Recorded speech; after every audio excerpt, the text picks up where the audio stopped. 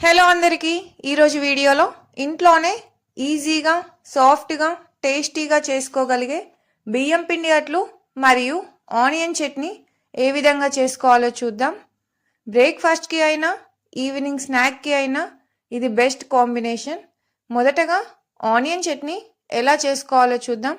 ఇందుకోసం ఇక్కడ నేను 6 చిన్న సైజు ఆనియన్, 3 పచ్చిమిరపకాయలు, కొంచెం ఎండు కొబ్బరి, ఒక వెల్లుల్లిపాయను తీసుకున్నాను.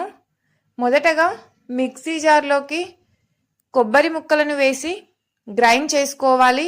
ఇప్పుడు ఇందులోకి కొద్దిగా జీలకర్ర పొడి, వెల్లుల్లిపాయలు, పచ్చిమిర్చి ముక్కలు, రుచికి తగినంత ఉప్పుని వేసి మరొకసారి గ్రైండ్ చేసుకోవాలి.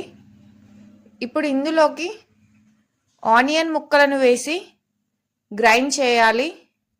ఆనియన్ చట్నీలో ఆనియన్ కొద్దిగా కనిపిస్తేనే బాగుంటుంది, అందుకే రివర్స్ పల్స్ ఇచ్చి గ్రైండ్ చేసుకోవాలి.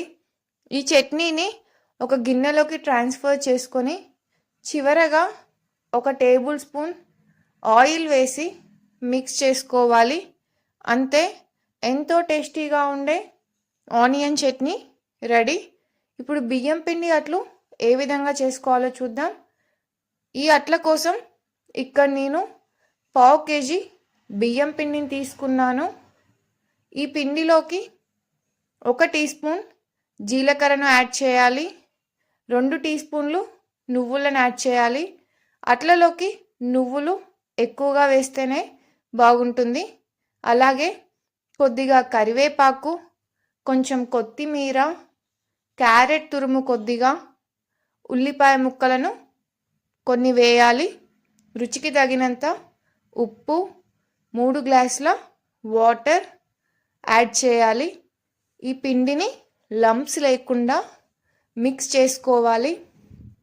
దోశ పిండిలా కాకుండా అట్ల పిండి పలుచగా ఉంటుంది, వాటర్ ఎక్కువగానే పడతాయి. ఇక్కడ మనం 3 గ్లాసెస్ యూజ్ చేసాము.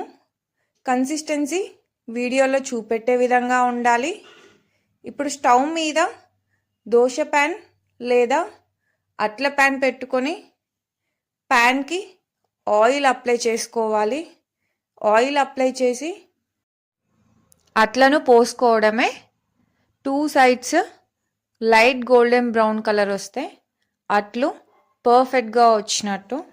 జనరల్గా దోశ అయితే ఒకే సైడ్ రోస్ట్ చేస్తాం కదా, అట్లు 2 సైడ్స్ చేసుకోవాలి. Flame medium to high adjust చేస్తూ ఈ అట్లను ప్రిపేర్ చేసుకోవాలి. రెసిపీ నచ్చిందా? అయితే తప్పకుండా వీడియోని లైక్ చేయండి, అలాగే షేర్ చేయండి. ఇలాంటి మరిన్ని రెసిపీస్ కోసం మా ఛానల్ని సబ్స్క్రైబ్ చేయడం మాత్రం మర్చిపోకండి. And thank you for watching the video.